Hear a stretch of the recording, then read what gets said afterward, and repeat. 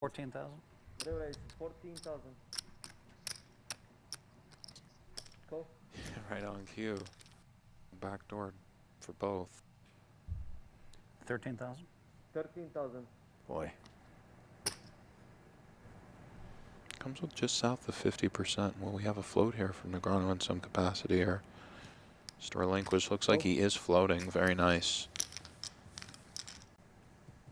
And just how much zoomy is Hellmuth going to have? Certainly emboldened by the 8 of diamonds, but a much better card for Negreanu at the open-ended straight flush draw.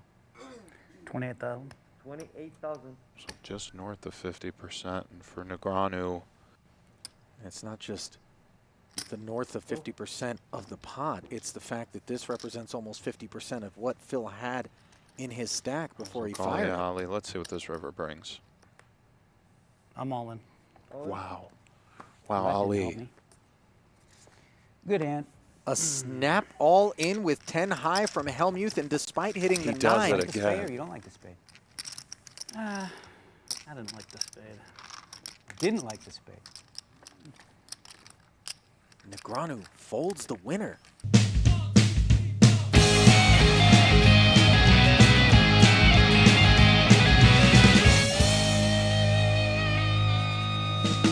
Yes, what a way to return. He is Brent Hanks, I'm Jeff Platt. This is No Gamble, No Future. Yeah. We're back. Where you been? Man, it's good to be back, Yes, Jeff. it What is. we took a month off? We did. The hell's wrong with That's us? pretty weak. Well, we were just waiting for the time that we could get Phil Hellmuth and Daniel Negreanu on the show, and they'll be with us in about 30 seconds. Right. What else is coming up? How about Uncle Ron's Kentucky Derby win? Perhaps a little bit of controversy. A little. Just a little bit of controversy in that Kentucky Derby. We'll hear from Uncle Ron later, plus our cards. Plus, ladies and gentlemen, you can get No Gamble, No Future hoodies and hats Yeah, and baby. stickers on shop.pokergo.com. We thank you for joining us on YouTube, where you can like and subscribe, and we thank you for joining us on Facebook, where you can just click the like button. It's easy. But ladies and gentlemen, Bring let's 'em get in. right to it. Bring Right them now, in. Let's go. joined by 2 Poker Hall of Famers, and that would be the winner of 6 WSOP bracelets, 2 World Poker Tour titles, who has earned more than $42 million in live tournaments. Third on the all-time money list is GG Poker's own Daniel Negreanu, and we also have 15-time World Series of Poker bracelet winner, the reigning, defending, undisputed High Stakes Duel champion, Phil Hellmuth. So Phil, let us start with you once again. Not the most celebratory approach for you after winning round 2. Now that you've had some time to think about it, how do you put this win into perspective? Yeah, I was not. I think that the world, the kids, a lot of the younger generation, everybody's like, "Oh, Phil was amazing," and they went crazy. Great, great, great, great, great. And but I felt like I could have played a lot better. And it was interesting too. I'd say that some of those bluffs were awfully fun. But it always boggles my mind when a whole generation says, "We didn't think Phil was capable of that." What the fuck? You think I won 15 bracelets? You think I won 13 no limit hold'em tournaments at the World Series and all these tournaments all over the world by not having every speed? So it's true. The last few years, it's worked for me to play a different style, and But I mean, you can't be great if you don't have all the gears. And you certainly showed us that zoom gear. So Daniel, after watching the tape back, your thoughts on how you played throughout round 2? Well, so here's the thing. Well, I'll give you like a sort of synopsis of round 1 to round 2. So in round 1, Phil has a reputation of not basically. So when you think of theory and game theory, right? Like there's a certain percentage of the time you should be bluffing on turns and rivers, and in order to get those calls, like you sort of have to earn them, right? And Phil hadn't really earned them in round 1 because, like as you saw, I was making a lot of really, really big folds, right? Extensively. So Phil watched the tape. And then, whether he knows it or not, he was using game theory to make a really good adjustment against that. So what he started doing was he noticed that I'm way over folding, right, according to like the baseline. So he started way over bluffing, right, in a lot of spots, which actually gives him a much better chance to win by doing that. Having said that, it wasn't like I was surprised. Here was what I was surprised by. I expected the pre-flop aggression and the c-bet aggression because he's always sort of done that. What he's never done really ever in a televised environment, is actually, and it's true, he's never on TV shown that he can also couple that with turn and river aggression for big sizes, right? So one of the things you can do against a guy like Phil is exploit that by overfolding turns and rivers. He did a good job of upping his frequencies. Having said that, his 3-bet frequency still is lower than the norm. Like, he's not 3-betting a lot. He just chooses a different range to 3-bet with, right? So most people, because what he does is he takes hands that are natural 3-bets, like 10-jack suited, and he adds, like, 10 deuce or jack 6 or some random hands, right? And he takes out some of those middling hands. And a lot of people were like, well, why didn't you just start 4-betting him more? Here's the thing. Once the stacks got shorter, when you're like 40 big blinds deep, when he's 3-betting, he's laying a very big price because his 3-bets are very, very large. So there is no 4-bet middle. It's a jam. So he's basically saying, you have to jam. So if you get queen 3 or 4-6 offsuit, like, you don't just jam there and hope that, he doesn't have it in those spots. So overall, I think he played much better, like much, much better in the second match. He gave himself a chance because the approach that he took in the first match, I don't think was going to be able to be something that long-term he could win. Because I think if you counted the number of big blinds per 100 over the first 2 matches, 500 hands, I'm winning maybe 15 to 20 big blinds per 100, right? Problem is, I'm losing all the most important ones at the end, like, the 8s against the ace-4 and stuff like that. But when the stacks are deep, I'm winning at least 15 to 20. But that's not how you measure it, right? You measure it by, like, who wins the match. And he's won both matches. So, you take your hat off and you say he made good adjustments. Phil, let me ask you about some of the strategy that I've noticed quite a bit throughout round 1 and round 2. You're limping a ton. Strategy. What's that? Okay. Right. Well, okay. Well, maybe it's for you. It's zoomy or it's white magic, and then we can throw the strategy word out the window. But you're limping a ton of buttons. Can you explain the rationale behind it? And is it safe to assume, Phil, that you are simply trying to work your way into the 4 or 5 hour portion of the match, so then you can kind of come in and try and take that thing down and, I don't know, maybe get lucky? Well, I mean, I have different theories about the way to play heads up, no limit hold'em than everybody else. And so, my theories are very opponent dependent. And then, having the advantage of watching a match, you're going to make adjustments and say, wow, he did this, he did that. All right, how can I counteract that? And but yeah, so I mean, like, it's just something that I do. I mean, it's kind of interesting that some of the stuff that I did in the 80s, they seem to copy it by the 90s. Some of the stuff I did in the 90s, they seem to copy it by the 2000s. And now that we can see people's hole cards, I take a tremendous amount of criticism for the way I play. Nick Schulman said it the other day when he was on the commentary. He's like, we all laughed at Phil's book, Play Poker Like the Pros, in the Omaha 8-or-better section, but now we all play that way. And so, it makes me wonder, either I'm a little bit ahead or way ahead, or I'm delusional and I'm way behind. And, so I don't know what I'm going to do in the third match. I may come out raising 100% of the pots from the button. So, Daniel presents a very unique challenge. He's a great player. And there's no doubt about it. He's playing a great strategy. There's no doubt about it. And so I can't really, predict how I'm going to play. What I can't predict is that I'll rewatch the match 1 or 2 more times, and that I'll spend 3 or 4 days thinking about exactly how I'm going to play. The first match, I talked to 9 CEOs in 3 days. I came in super tired. I played really badly the first couple of hours and put myself in a hole. That, combined with Daniel's great play, put me in a hole. I said, I'll never do that again. I went to Vegas, 4 days early, like I always do for these matches with Antonio. And this time I just cut off all communication with all CEOs, all the business stuff I'm doing, and just said, all right, listen, let's think about this a lot. Let's rewatch the match and let's see what falls into my mind. I can't talk to anybody on the planet about no limit hold'em strategy. I'll talk to Mike Matissa about every other strategy I use. I think he's a great sounding board. He's world-class in a bunch of games. He understands the way I think, but I've never talked to Mike about heads up because he doesn't, I don't want to tell people what I think in heads up. I just want to keep doing it and see if it works.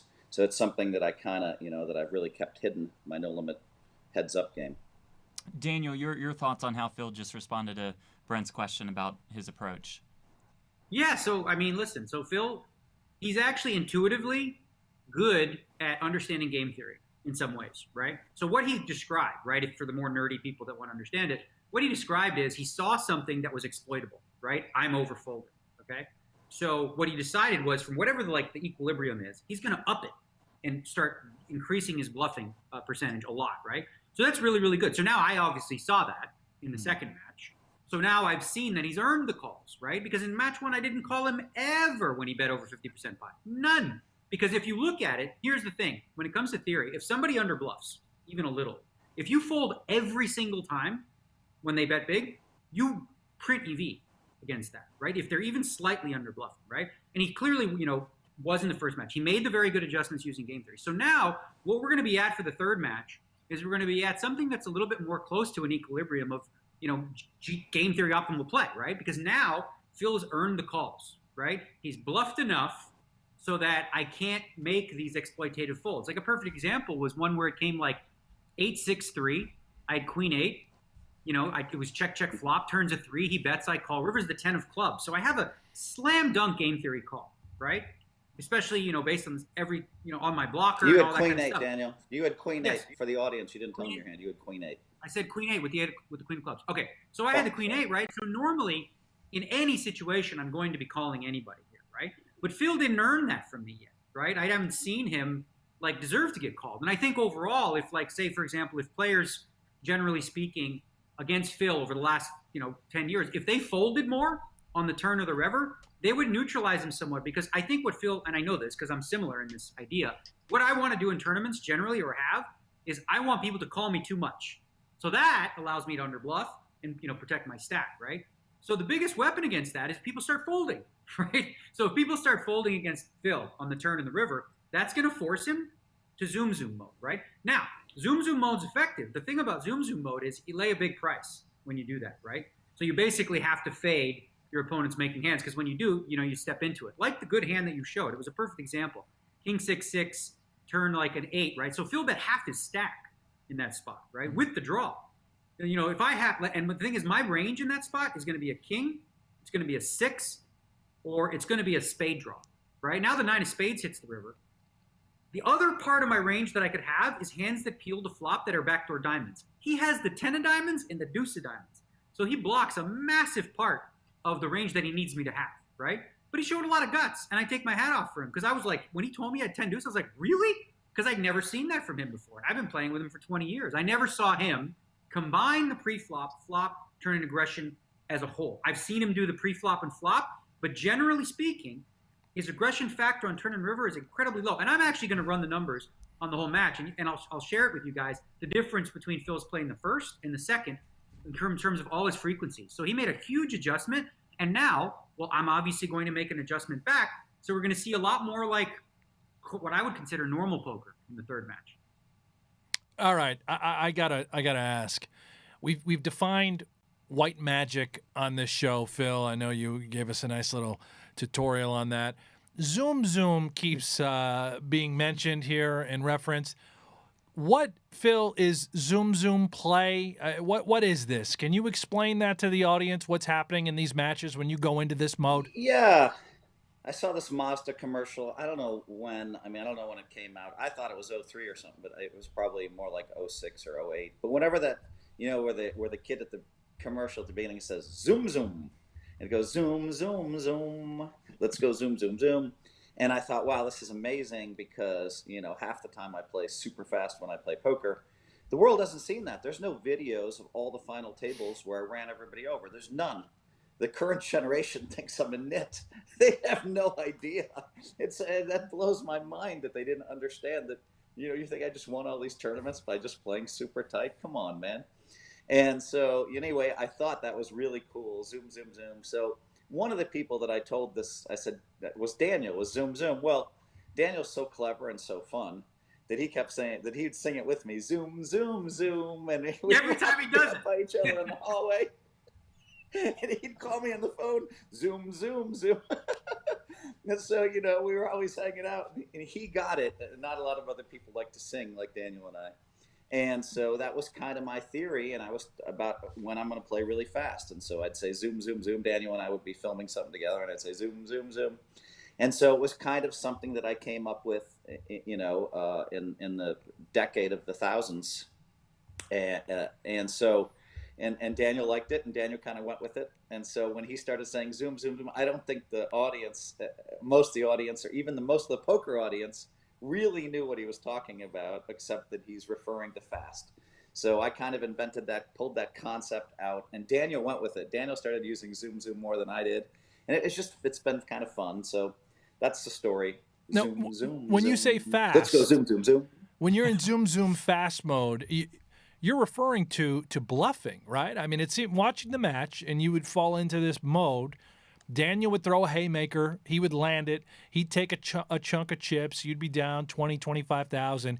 And it just seemed like immediately you would get right back on the saddle, and you just went ballistic in this like sort of zoom, zoom fast play mode. Is it fair to say that whenever you take a hit, you jump right back in? Doesn't matter what you're dealt. You just come right after those chips. That's exactly right. Ballistic is a good word. Watching the match, I wouldn't have thought that until I rewatched the match. Ballistic's good.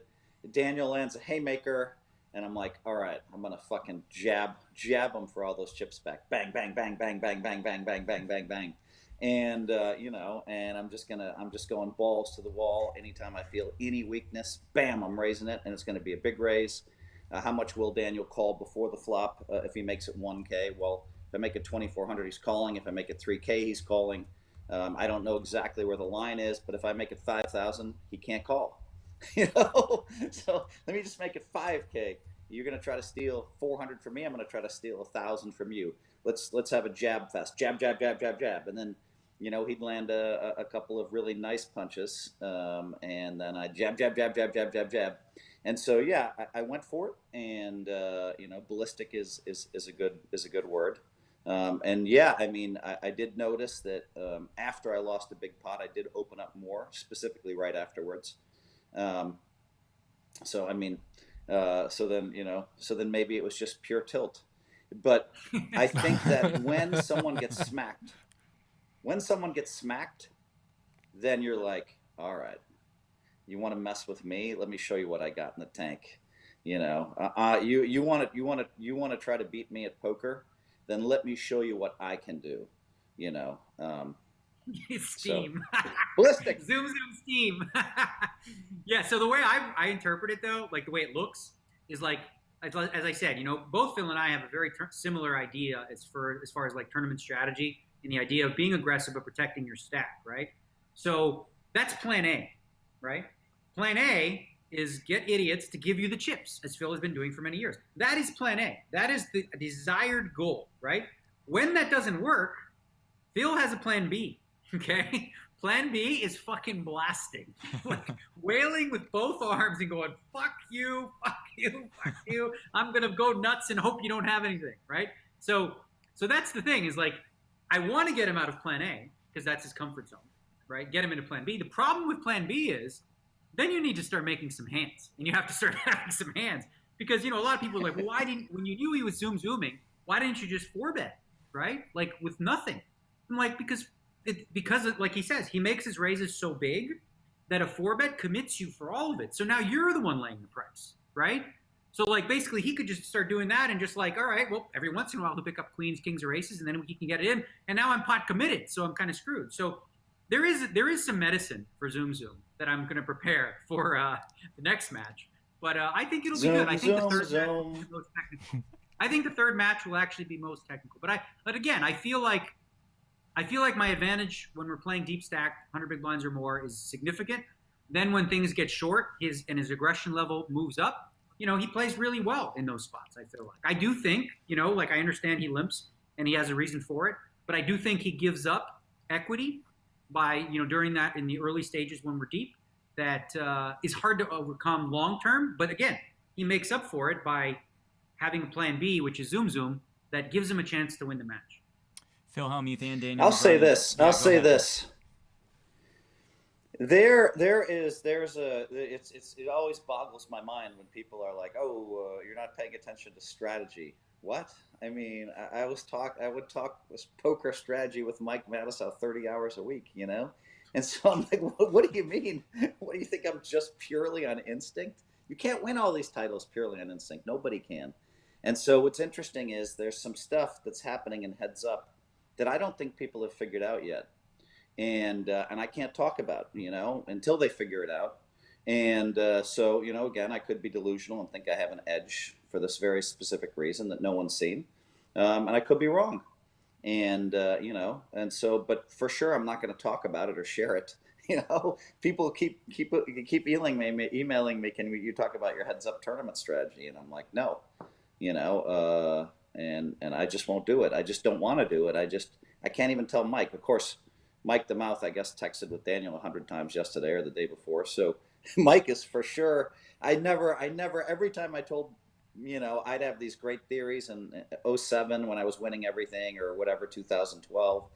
And then, you know, and then Mike was the only guy I'd talk poker with. And then I'd find out that he talked to Ivy and Daniel and all these people. I'm like, dude, this was supposed to keep private between us, you know? I promise nobody Not that it was right. So nobody listens. Ivy listens to Mike, but Ivy is, you know. Phil, I think he's just to pretty be sharp. clear, you're saying that there are facets of the Heads Up game that top level Heads Up no limit players have not caught on to yet. That's the group of people that you're referring to. That's what I believe.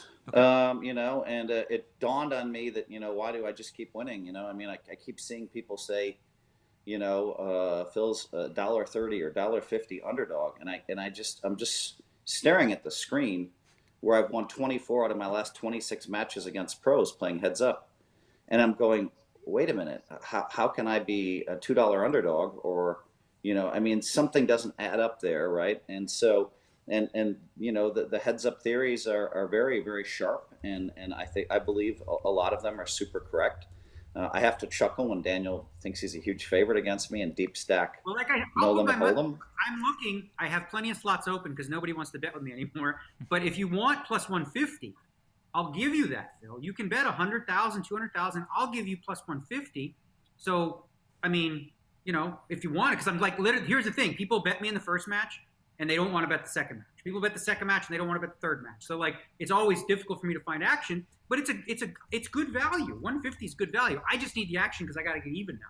So if you want a piece, you can put up like 150. I know, Daniel. You know, I'm not a big side better of this stuff, and I have tremendous respect for you. So, I mean, I think we're playing for 400,000 this next match. I'd be very happy if I could somehow pull off the victory. There were some very big legends that got a lot of money on me. I know you got a lot of billionaire friends or whatever. If you could ask any of them to like help me out by getting me some action at 150, like. Just looking for like 200 more. I'll put up 300, 200. So just ask Chamath or somebody, and like, because they got too much money anyway, and say, look, it's a good bet. Very refreshing. You know, it's very refreshing to have somebody patronize you all the time, like you do, because no one's ever done that to me. Like I have all this tremendous respect and all these networks and all these amazing people that they actually listen to what I say, and I have such a great relationship with. But to be patronized by somebody like every time you're doing an interview with them, it's actually refreshing and entertaining for me.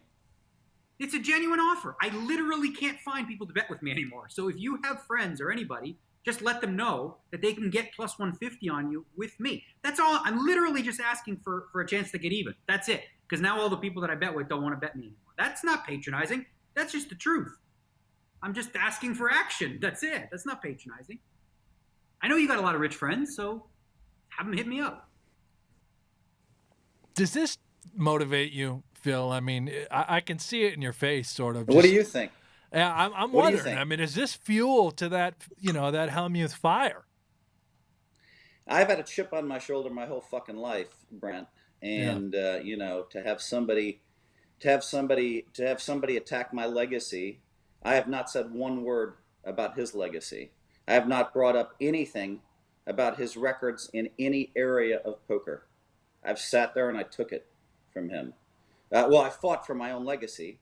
If lies were told, Daniel really is, I think his new nickname may well be the politician, because when it comes to high limit, when it comes to the, you know, it's amazing to me when we're talking about the high rollers that I'm up 1.7 million in them. First he said I'm down in them, and then his way of spinning it was, oh, did you have any top threes? So then I'm like, no, you know, I had a fourth, and a sixth or whatever. And so then he's like, oh, well, obviously you suck at high rollers because you haven't had a top three. And then, but then in the very next statement, this is really clever on his part. He says, oh, well, yeah, Phil's up 1.7 because he hasn't played in enough of them. So he uses the fact that I haven't played in many of them. He uses that to say I haven't had a top three. And then he uses the same exact thing to say, oh, it's not relevant that he's up so much money. I mean, he spins both sides. He's a beautiful All right, I'll bet you politician. $100,000. I didn't say that.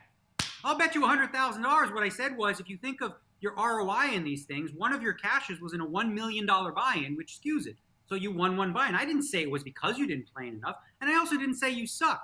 I just said your results in these things, you know, don't measure up to you like crushing all these things. And I've always said this, as far as your legacy goes, I don't know why this isn't enough for you. I really don't. But like, your World Series of Poker record is better than anybody's in history, right? So at the World Series of Poker in history, you perform better than everybody else, okay? Why is that not enough for you? I don't understand. Like, why does it have to be the idea that, like, you know, you need more than that? Because that's true. Like, that's actually something that's verifiably true. The rest is opinion-based. Jason Kuhn said I'm the greatest tournament player of all time. So does half of that generation, and so does most of the world. So No, they don't. I don't really think that's They a don't hard. actually believe that. They don't believe that. You want to talk about I patronizing? just go by people's You words. want to talk about patronizing? But hey, Daniel, Come I on. know you're a politician, but I do listen to people's words. Right, and they lie to you, dude. I mean, Okay. they want you to play with them. Come on, bro. Like, here's the thing. Greatest of all time. We can measure that very, very different ways, right? The question is, like, for me, like, do you think you're the greatest no-limit hold'em player in the world today? Like, you know, without having any evidence of playing against the best? In the Here high comes rollers? the Like, politician. but it's true. What I'm saying is just true. You're not playing against these guys. So how do you I'm know? talking about one thing, Daniel. I'm talking about the greatest poker tournament player of all time. And I think that's kind of obviously me. Now, in 10 years, it might be Stephen Chidwick, or it might be you, or it might be Phil Ivey. It could be somebody else. But at this moment, based on the last 30 years, no one's close to my records. And so The World I'm not Series saying of I'm poker. the best player today. You want But me World to Series admit of all my poker. faults and all my weaknesses No. and give me, like, Why can't you stick to World Series of Poker? Because listen, World Poker Tour, you're not, right? World Poker has been around 15 years. You're not the guy there. You haven't won one, right? When it comes to high rollers, you're not the guy in those. So you're definitely the guy in World Series of Poker history, right? But like, outside of that, you know, in the last 15 years, you don't have results to say that you're, you know, like the best in the world compared to these guys. okay, today. Daniel, I want you to spin this. Who is the greatest poker tournament player of all time today? Today, I mean, in my opinion, right now, I like, and this again, it's so difficult because I haven't had a lot of reps with a lot of the players. No, like I'm Ali saying and the whatnot. greatest tournament player Yeah. of all time as of today. So the greatest tournament player of all time. So you're not saying like, you know, Jake Schindler now because he's the, you know, like I think he's probably among the best players today. Not him because he hasn't I had. think I was pretty played clear well. what I said. So you're saying who is the greatest tournament player to ever play the game? I think it's a really difficult question. I think your results at the World Series would give you the nod at the World Series of Poker for sure. But I don't think that also. That's not the stands question, high. Daniel. Who's the greatest? Greatest tournament player. Who's the of all greatest time? I'm gonna poker say- tournament player of all time as of today, as of 2021? All right. I will give you my absolute pure answer. My absolute pure answer, based on longevity and playing and continuing to succeed, is Phil Ivey. I think Phil Ivey's the best. I think that when he was playing regularly, you know, in the number of events he's played such a small number of events compared to most people. And, you know, he's got 10 wins and he finishes the job at a very high rate. Like, he's, you know, my record sucks. Like, at finishing, like, I just fucking make the final table and lose. But when he makes the money, his percentage of wins is insane. Like, he just seems to finish. So I would say Phil Ivey. But again, you know, he's not playing as many. But I think that if he did, I think he's probably the biggest threat if he could play a lot to catching you because you're so far ahead of everybody. Ivey's a great candidate. We agree. Great candidate. I think he needs to play 3, 4, 5 more years. because he only started in the early 2000s, and I think poker's a lot longer lifespan than everybody else. So I don't think Ivy's there quite yet, but I think in 5 years, that might be the answer. You're the answer right now, Hellmuth. Is that right? In your mind, you are the all-time greatest tournament player ever. At this moment, yeah, but Yeah. like I said, in 10 years, it might be Chidwick or Ivy. There might be 10 players better than me. But I worked really hard to get here, and my record kind of shows no, it's incomparable right now. And so, and so, including tournaments all over the world that I've won, not just the World Series of Poker. You mentioned all over the world. I want to point out one statistic I looked up earlier. Daniel, your last tournament win was in 2013. You had a Shark Cage win in 2015. I'll sort of count that. Phil, since that time in 2013, you've actually gone on and have 14 titles to your name since 2013. And that's worldwide. That's all the events according to Hendon Mob. So sweet. I didn't know it was that many. It is very skewed in that regard. I think it does speak volumes to what heads-up duels? it does. Count all these little things back and forth. It does, Daniel. One-on-one heads-up duels It does. I just went through the years just a moment ago on 2013, and that's what's listed. Wins, but so you're not talking about tournaments. You're talking the Poker After Dark sit and goes first place. Brent, let the politician slice and dice. Yeah, Go ahead. that's like a big that's a big leap from like winning a tournament. I'm not. All I'm saying is, according to Hendon Mob, a W is a W. Daniel, you've had your fair share on Poker After Dark. Obviously now 2 straight in High Stakes Duel that went Hellmuth's favor. The data is skewed in that regard. However, you mentioned it. You get to these final tables, you can't find the W. It's crazy variance. It's actually batshit insane that you haven't had a win since 2013. If you took the worst player in the field, right, and they're heads up like 13 times, they're going to win a couple by accident, right? So the run that I've been on in that regard is really quite remarkable. But I will say this, like in that time period, I've cashed for like over $26 million.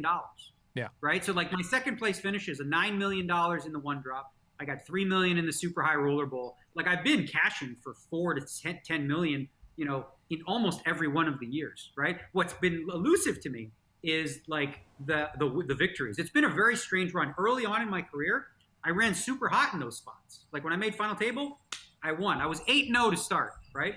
So maybe it's a question of long-term variance catching up. But I think what's lost on a lot of people is how much variance plays a role in all this, especially when you're dealing with competent players, right? A lot of these are just all really, really good players.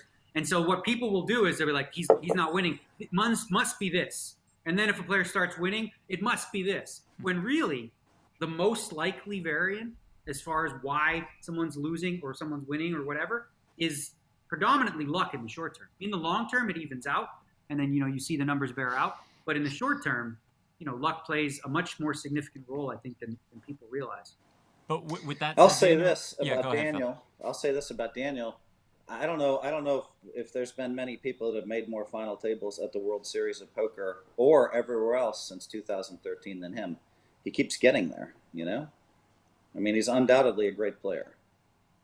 Daniel, you tweeted a little bit of an introspective of sorts, and you were speaking about it just a minute ago. But can you give us some insight into how these last losses have affected you on a more emotional level? Well, listen, I go through a day usually, like after a loss, it's like I go through a day and I waste my time on Twitter for a little bit and shoot the shit with people. And then like you read a whole bunch of takes, right? And Phil deals with this too, right? Because people always say things about him as well. And it's like the takes are so outlandish. You know what I mean? It's like most of the takes are from people that clearly didn't watch any of them. You know what I mean? Like, for people to say in the first match that he absolutely dominated you and crushed you, it's like, what are you talking about? You know what I mean? It's like you can't. Even Phil would not agree with that take in the first match, right? Mm-hmm. So when you read these takes, and here's the thing: is like we put ourselves in the arena, right? Like I put myself in a situation in a high variance heads up sit and go thing where if I win, people are saying okay, whatever. But if I lose, it's like, oh my God! If I lose twice, holy shit! If you lose 3 times, oh my God!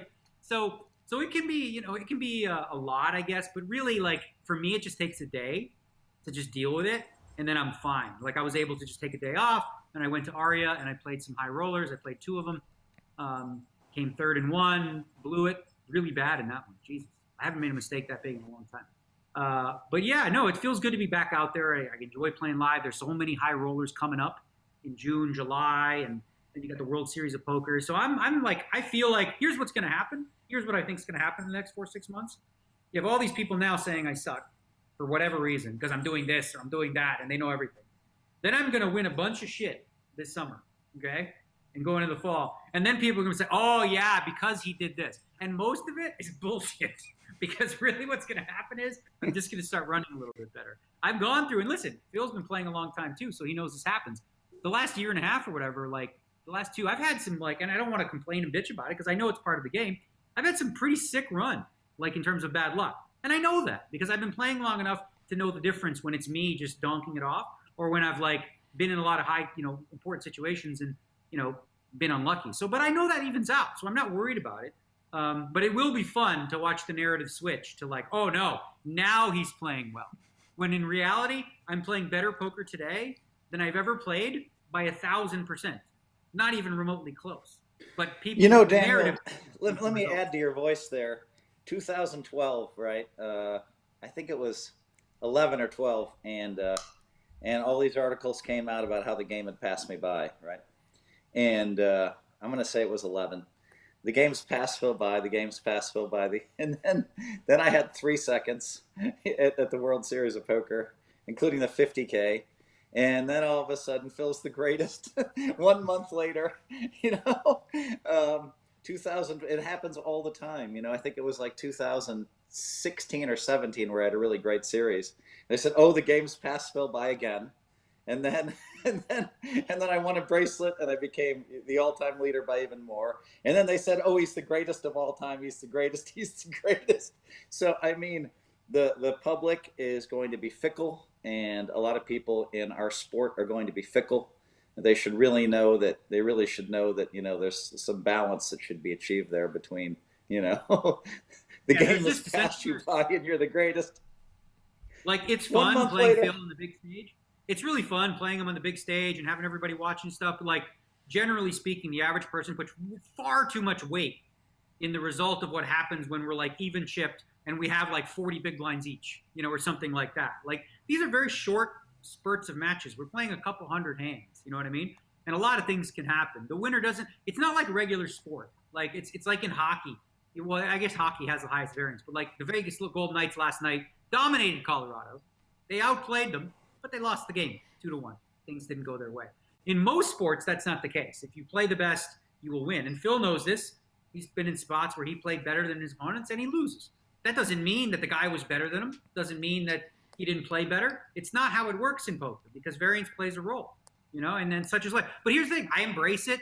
I jump into it with both feet. I know that if Phil wins the third match, Daniel should never play heads up again. He should retire. He should do all this stuff. Like all these people come out of the woodworks to hate on you. And I get it. I deserve it because I have a big mouth and I was talking a lot of smack, going into the first, second match. So bring it on. I get it. But like some people I think do cross the line too far and are like kind of like silly. But listen, I get it. It's their right. They follow me. Daniel, that's why we have the block button on Twitter.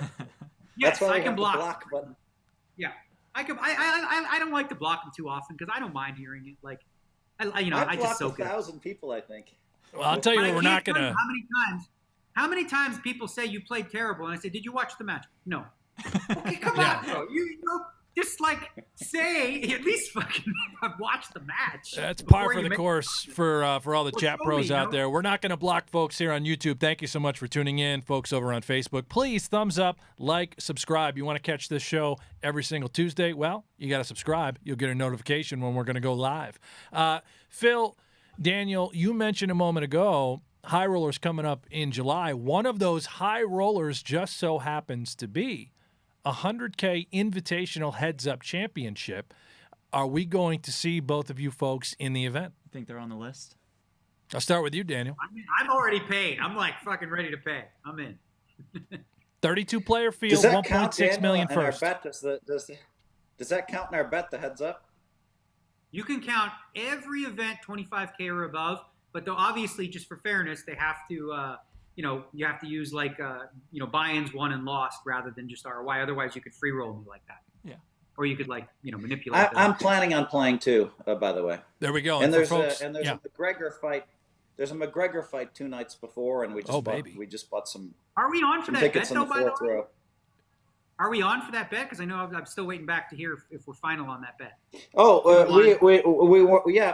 we just need to negotiate. Like I know you were saying I should pay right away, but I think there's something where where maybe 2 years I would have to pay if I didn't complete 50, and I were taking my time. Okay, because I think what makes the most sense for me is that you take as much time as you like, right? You post, and if you win the bet, you get the money back. Seems like the simplest way to do it. How much are you guys betting again? Well, Has sure, this been that's great for decided? you. I was going to lay 400 to 200. Well- Well, otherwise, I mean, am I supposed to wait like 10 years? No, I said I was very clear. I just told you. I guess you never listened to me, but I said in 2 years I would pay, and that way you could feel like if I hadn't completed the 50 by then, that seemed reasonable. Oh, I see. Okay. Oh, I see. So that's reasonable. So you're saying like you don't post now, but like in 2 years, if you haven't completed it, then you pay the 200 regardless. Okay. Yeah, right. That's good. And then if I win, you'd have to Sorry, give me back misunderstood 600 or whatever. So, Yeah, I so it's apologize. I on. misunderstood. Are we shaking hands? Is this like a virtual handshake? Is game on? Oh, I'm going to accept the bet. We just have to like I don't commit to stuff like everybody else. I make sure that that the rules are fair and that Daniel and I've had a nice dialogue to make sure that the stage is set. Okay. But my intent is to bet him. I love it, and I'd like to, and then maybe I think I'd like to include. I'd like to get some of the haters' money in the poker world. Some of the guys that have been really mean and disrespectful. I'd like to get a couple of those really young kids' money too. So if they're going to lay 2 to 1, we might open up the books there, and we'll But Okay. Yeah. Daniel I know being that was punished $400K for all the BS he's caused me seems reasonable. My goodness. Hey, I want to transition real quick, Phil. A tweet came out just the other day. Russell Westbrook was mentioned. This is from our dear friend Nick Wright from over on FS1, and I read this. We'll bring it up here on screen. A few months ago, I said Phil Hellmuth was the Mariano Rivera. While I like that comparison, I want to adjust it. He's actually Russell Westbrook. This is a compliment, not an insult to either involved. And as we know, maybe you aren't aware, but Russell Westbrook set the triple-double historical mark last night in the NBA. I believe he has 182 now. Is that right, Jeff? Beating Oscar Robertson. Yeah. Doesn't have a title, right? Right. To his name. Instant offense, clearly. How do you take that from Nick Wright? What's your interpretation of that tweet? It's too hard to compare apples and oranges. I set out to be the all-time greatest in poker, and as a clear written goal in 1993. And so it's too hard to compare apples to oranges across different. I think Westbrook plays a lot of high stakes pot limit Omaha, and it's just what he's done in his career is amazing. But I can't really compare the apples and the oranges. I leave those comparisons for others. I know it's hard for you to compare it, Phil, but I think the poker fans who were also basketball fans see that tweet and they think about Russell Westbrook and some of his haters, as he's a very polarizing figure in the NBA, would say Russell Westbrook takes a bunch of long twos, he's inefficient from 3, turns the ball over too much. Sure, his stats are good, but he's not really one of the great players. Did you take anything like that from Nick's tweet? No, I mean I don't want to read into. Nick and I had a good time filming together, and I didn't want to take anything away from that. I mean, I think that what I really want to do is I need to keep my head down. I really need to stay focused on my match with Daniel, and I need to put up 24 world WSOP bracelets, and apparently I need to win some high rollers to get some more respect from the younger generation. So that's what I'm thinking about when it comes to poker. When it comes to business, I'm literally doing stuff hours every day, and looking forward to launching a bunch of new stuff. And that's been fun for me, and I've been focused on that. But poker will always be number one. It'll always be my primary. I haven't been as turned on to go play 50Ks or 25Ks because I always thought, what's the point? Who cares? But now Daniel's saying they're super important that I actually win in those. and is betting me I can't even break even in those. And so it's not about the money, and if it were about the money, I wouldn't show up. I'd continue not to show up. But it's about, padding my legacy a little bit. And Daniel put me in that spot. And so in a sense, he won because he's going to make me play some tournaments that I wouldn't have otherwise played. And hopefully, in a sense, I win because I beat him for 400K, and I have the whole match wrapped up by 28 tournaments in, and that's what I'm hoping. So, Phil, we got to ask, of course, after seeing that picture on Twitter, is Drake watching High Stakes Duel? I did mention High Stakes Duel Okay. to him, and I mean, we had a really kind of funny exchange where I think people sometimes take this in the wrong way. But I said, hey, man, you've been killing it. I went up to him at the Aria High Limit, and I didn't think that he would necessarily remember me. The one time we hung out I was at a Warriors playoff game, and when he left, I did kind of intentionally walk just a little bit in front of him. And I said, oh, do you play any poker? He said, no, and I turned around. I was done because why bother? Whatever. If you know me and you're a fan of mine, then it's then Daniel knows this that we have some celebrities that are fans of ours, and then it's kind of fun to meet them and see if we like them. And Drake's, and I just turned around and started walking. And he's like, oh, why did you ask? And I'm like, oh, so now I can brag. And so now we're walking into the tunnel, right? And we're talking, exchanging phone numbers. It's really fun. And then the next thing you know, they throw us all against the wall because Steph's coming through. And Steph's running 90 miles an hour through the tunnel. And he just stops cold. He says, Drake, Phil, how do you guys know each other? I was like, well, yeah, we've known each other for years. Or maybe less than 1 minute. So when I went up to him recently, when I saw him, I was like, I thought, well, I could get tackled by a security. And right away he saw me, gave me a big hug, and I'm like, shoo, I didn't get tackled by the security. And it was kind of fun. We were joking around a little bit. I said, man, you've been killing it. You were the #1 guy in the world in music for 3 years. And he looks at me because we're having fun. It's kind of cocky. We wouldn't do this in front of people. But he's kind of like, 3 years? And I know almost for a fact that it's 5 to 6 years he's been #1, right? Including 2011 and 12, and 3 of the last 4 years at least. And then I started laughing, and I was joking around. I'm like, yeah, I don't like it when I don't get full credit for what I do either. And we both started chuckling. So you guys exchanged numbers, Phil. I mean, what are the shot that we get Drake after dark? Well, I exchanged numbers with him back in the day, and then we exchanged numbers on Saturday night as well. Yeah. I doubt it. I did. Then I turned on that video. How's it go? Last name ever, first name greatest. I know G4 pilots on a name-to-name basis. It's really great. And when I opened that up, I saw Daniel's old site. Poker Stars is at the front of that video on YouTube. And I was like, okay, maybe he knows a little bit about poker. I don't know what happened with that, Daniel. Maybe Stars paid to be a part of that video.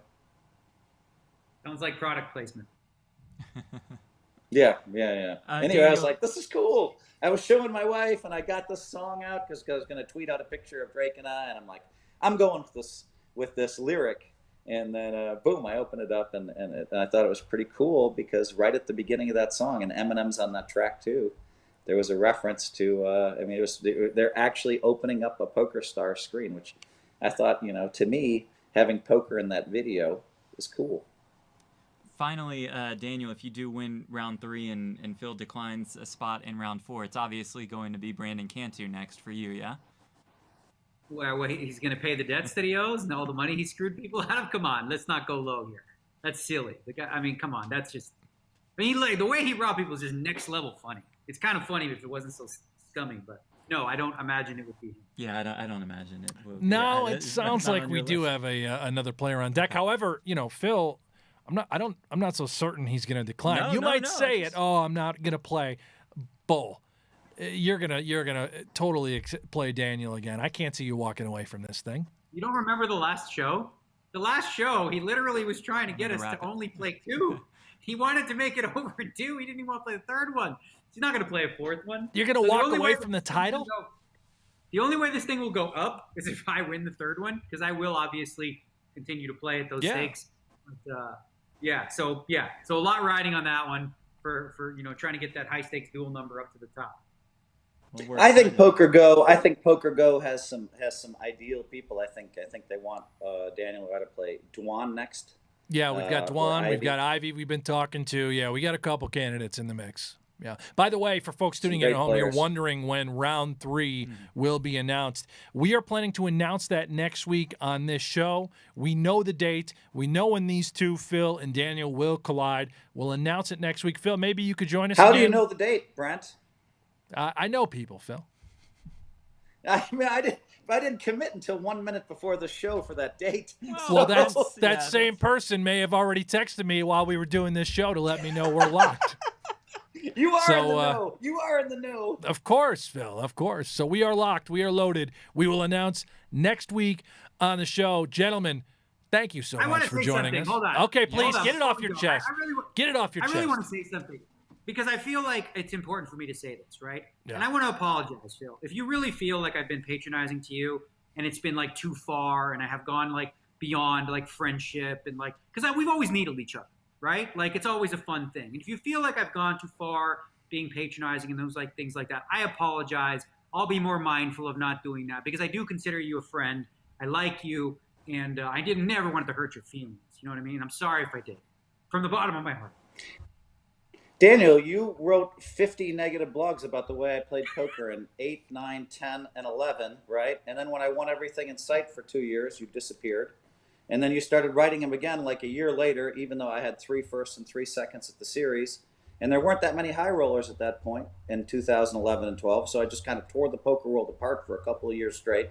Was player of the year at the World Series, second 2 years in a row. And you've always attacked the way I played poker, but you have not attacked me personally, and I don't know, you have something against the way I play the game, but it hasn't been personal, and I was happy to go to your wedding, both weddings. Yeah, I do think it's not personal. you were condescending the first match. I just thought you were going to teach me a lesson about how to play no limit hold'em in the first match. And then the second match, you were going to also teach me a lesson, but a little less condescending.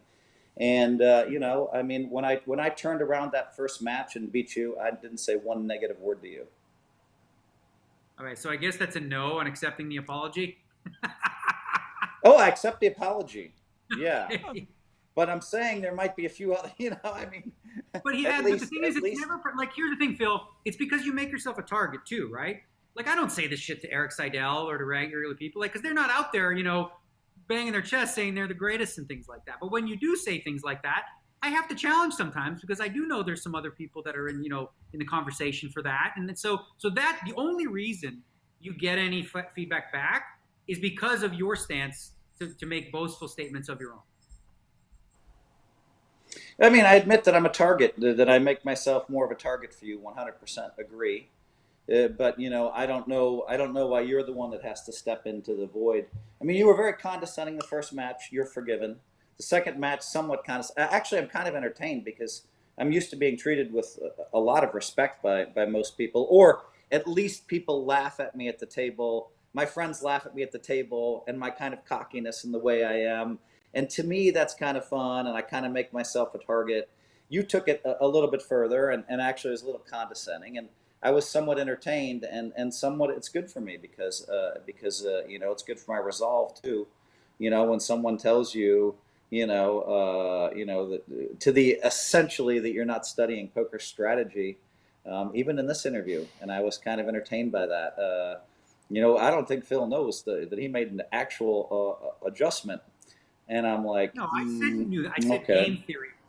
I was talking about game theory. Right. It's not something that I haven't studied game theory since I was 19 years old.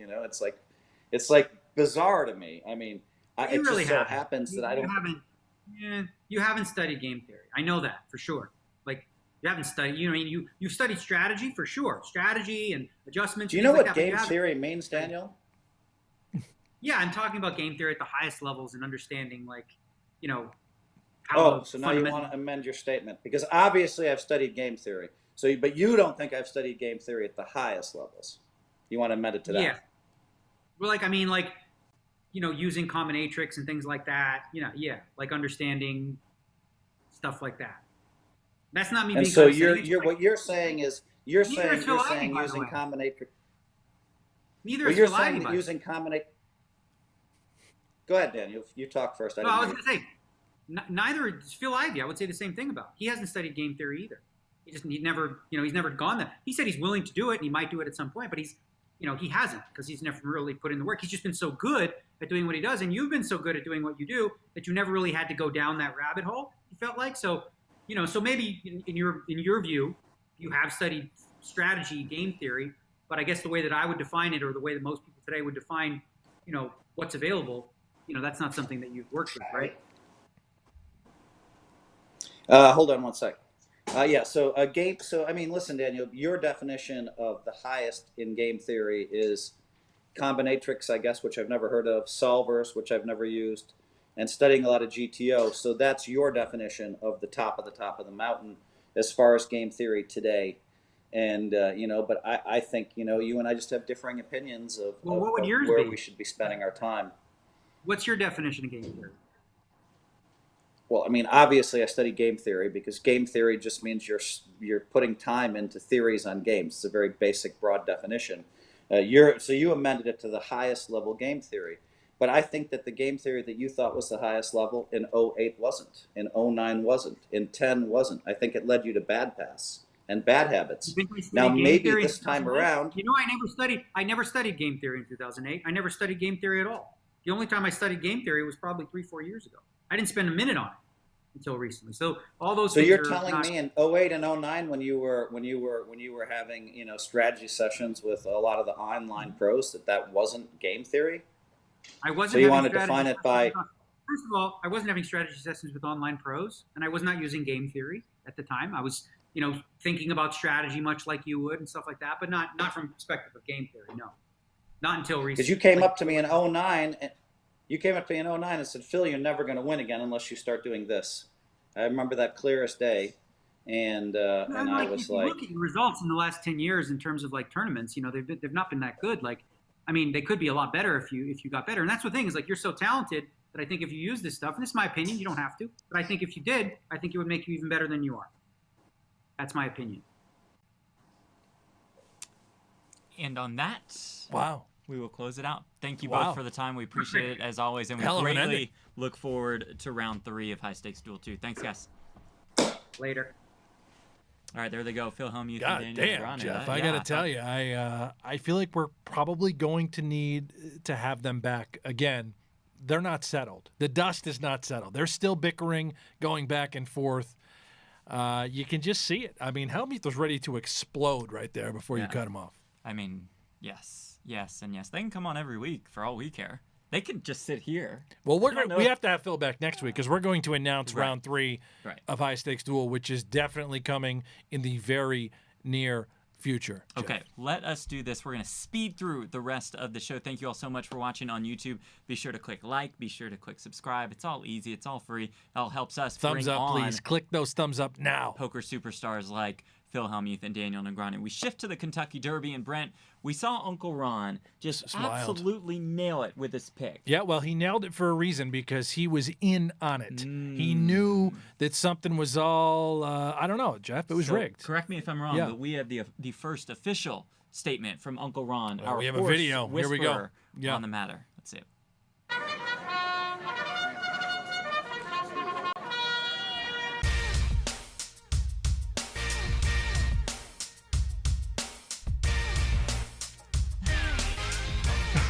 Ron.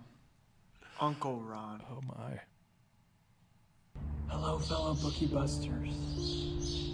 I'm at a undisclosed location because we busted that bookie ass in the Kentucky Derby. We got it. Medina Spirit, 12-1, just like we talked about. Slick white hairs, Bob Baffert, sprinting down from the stands. Just like we talked about, our pattern recognition paid off. My bookie paid me. Last week I won my car back that I'd lost in the Chiefs Super Bowl. I have enough money to retire now. I'm feeling good. But now they're trying to screw us.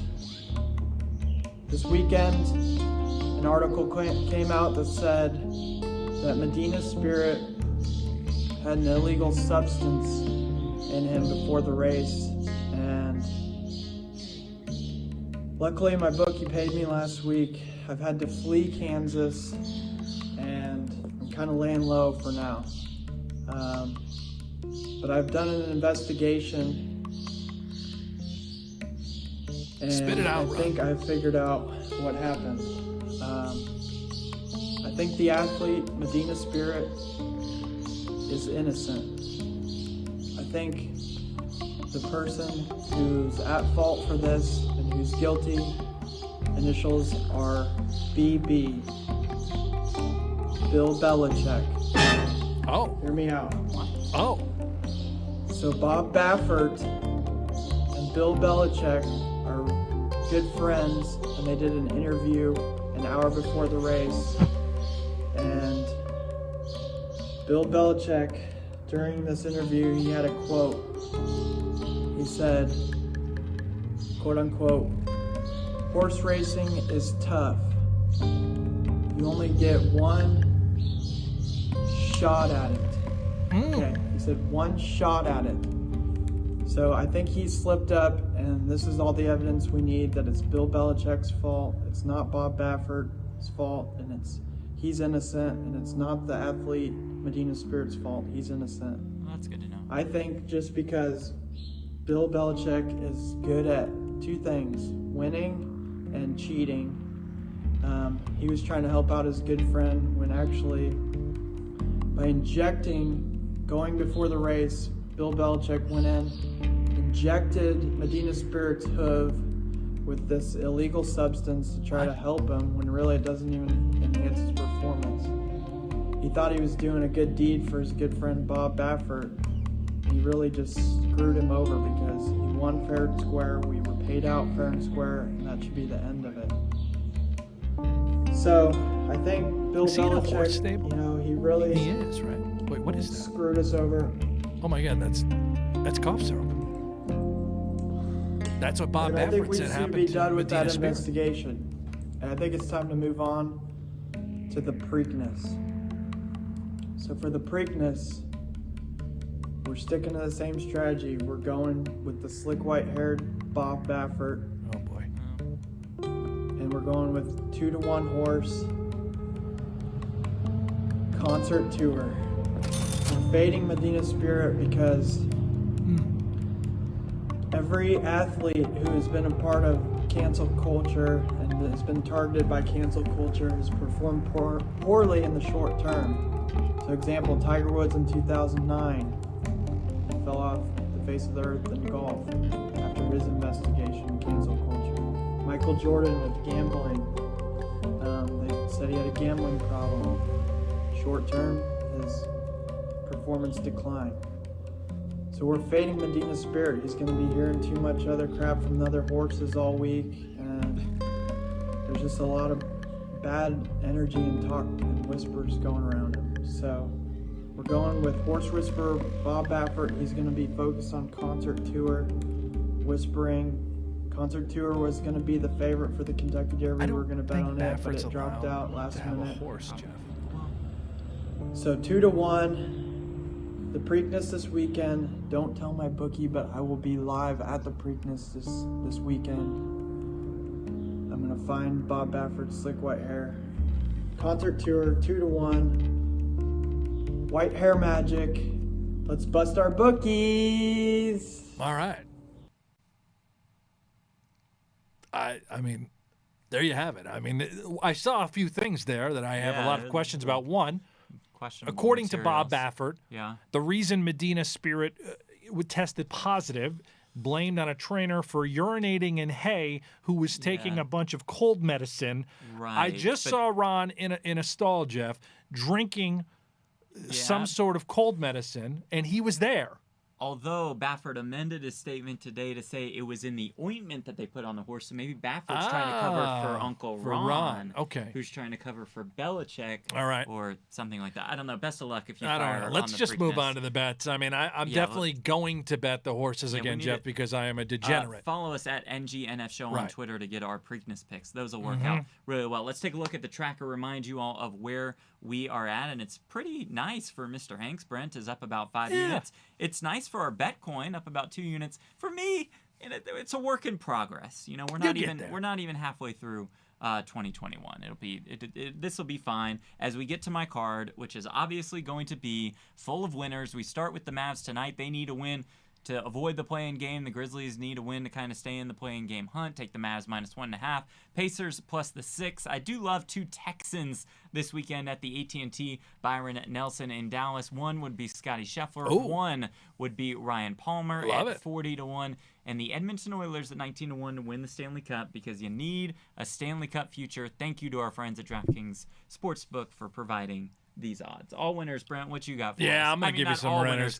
I'll tell you what. The golf, I am a Major League Baseball sharp now. I don't know if you're aware of that, but That's I'm really. I haven't been adding it to my card, but I'm going to start giving the folks at home winners.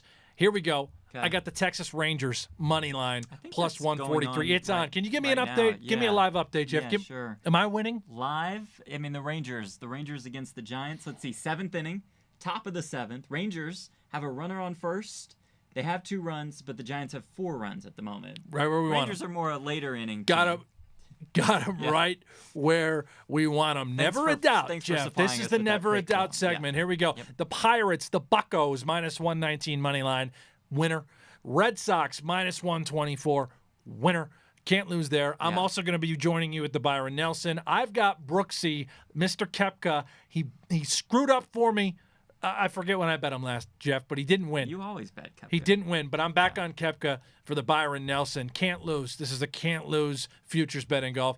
And then I'm going to go loyal. I'm going to stay close to the soil here in Vegas. I got the Golden Knights winning the Stanley Cup, the 4-1 favorite. I have never watched a hockey game this entire season.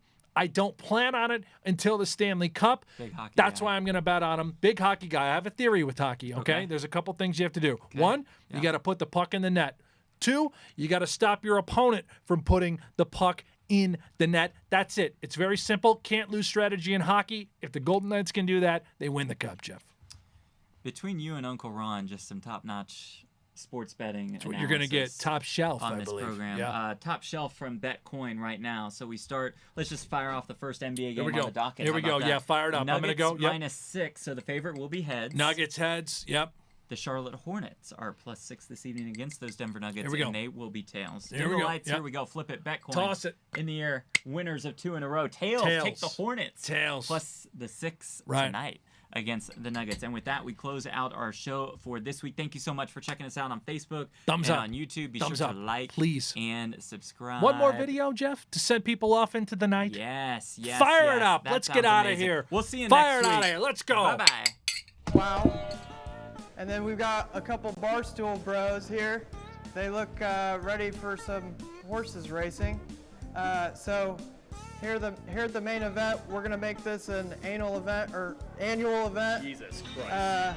Of horses racing in the Rio. So we got to do our chemo. So first, I don't have my margarita mixer.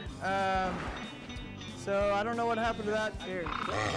Cheers. I'm not slamming it, but I'm definitely sipping deep. Cheers. To me. Oh, ever drink. Thank you for that. By the way, odds.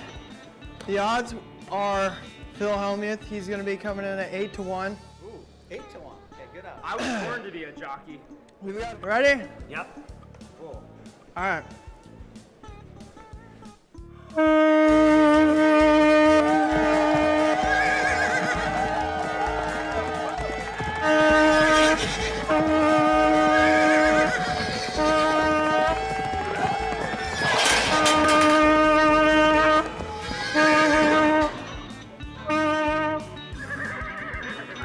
won?